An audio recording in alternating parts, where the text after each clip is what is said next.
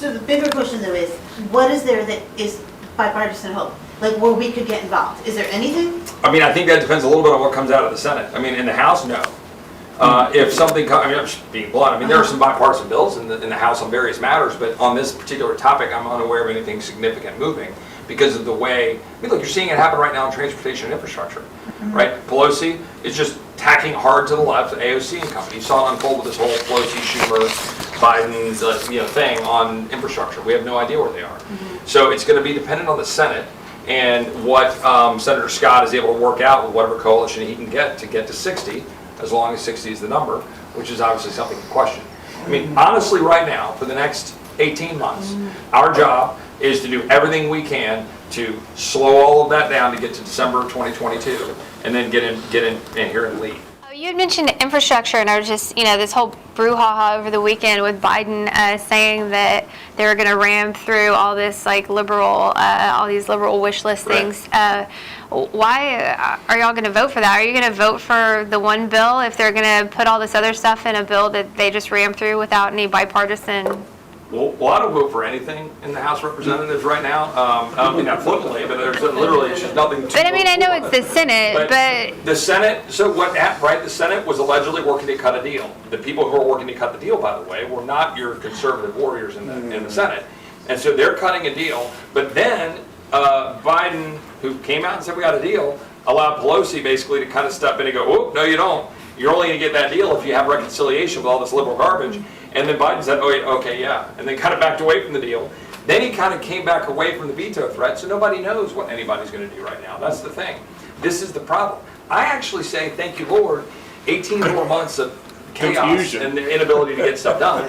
That's what we want. Right. I agree. For the next 18 months, our job is to do everything we can to slow all of that down to get to December of 2022. But sure, Democrats aren't being bipartisan. Got it.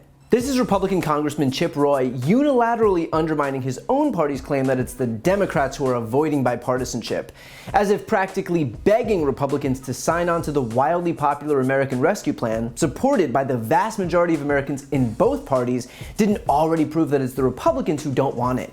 As if now negotiating a bipartisan infrastructure package that's being perpetually blocked by Republicans isn't again proving that it's the Republicans who don't want it.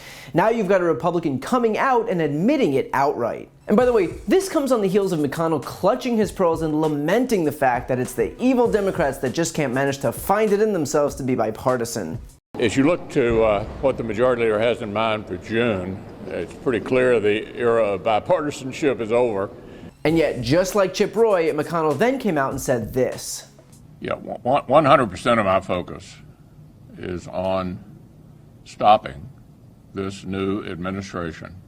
You might as well have arsonists complaining that houses keep on going up in flames while setting fire to houses. Now, as for the clip with Chip Roy, he brings up infrastructure as a way to prove his point that there can't be bipartisanship.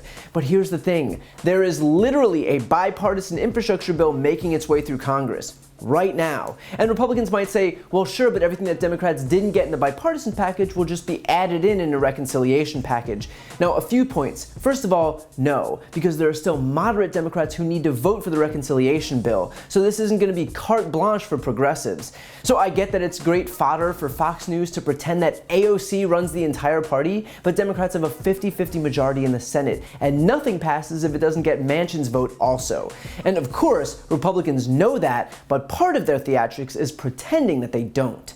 Second of all, Democrats are in the majority. They can pass anything they want through reconciliation so long as it qualifies and they have the support from the Democrats. Republicans don't get to dictate what Democrats can and can't pass.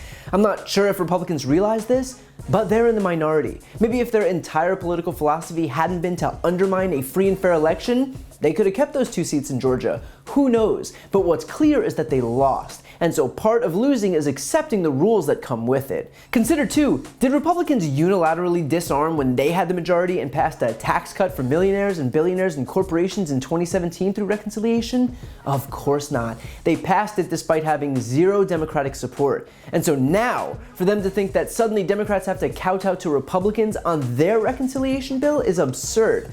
I understand that Republicans might not like the proposals in this reconciliation package because they don't unilaterally help the richest people people in the United States, and that helping regular Americans is going to be a tough pill to swallow, but they might just have to deal this time. And by the way, all of this aside, this really shouldn't be surprising coming from, of all people, Chip Roy. This is a guy who, in 2019, single-handedly delayed a $19.1 billion disaster aid package to his own state to deal with hurricanes by objecting to a bill that would have otherwise passed by a voice vote. Roy was among a few Republicans who also refused to allow quick votes on non-controversial bills now, including Republican-drafted legislation, which is a move that ultimately forced Democrats to change the floor procedure on these bills so that they weren't stalling hours upon hours just because Republicans wanted to waste time. And when I say waste time, this isn't just me being partisan, considering Chip Roy quite literally admitted that that is exactly the point here. So at this point, knowing that Republicans aren't acting in good faith, knowing that they're stalling for the sole purpose of blocking the Democrats' agenda, knowing that negotiations are only being done to delay the passage of legislation, Democrats will only have themselves to blame by continuing to humor Republicans who've already broadcast that they're not acting in good faith. If the GOP was truly looking for bipartisanship, you would think, at a bare minimum, that their members would stop saying that their only goal is to obstruct, at the very least.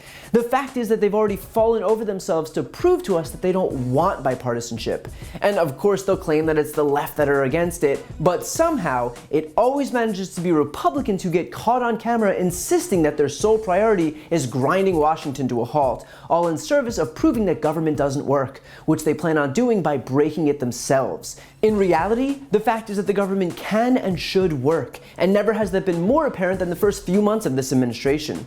We went from Republican leadership, wherein the US had the most COVID cases and deaths in the world, to Democratic leadership, wherein the US had the most vaccinations in the world. We halved hunger in the United States in one fell swoop with the passage of the American Rescue Plan. And now, we can go from ranking 13th in the world in infrastructure to first, so that Americans can enjoy new roads and bridges, lightning-fast broadband, clean drinking water, electric vehicle charging stations, strong action to combat climate change that's wreaking havoc on our communities, and affordable care for children and the elderly, so that we can get more people into the jobs market and stimulate even further our booming economy. That is what's possible with a government that actually works. So the choice here is clear. Allow Republicans to sabotage government because it helps them politically, or allow our government to improve the lives of hundreds of millions of Americans. Take all the time you need with that one.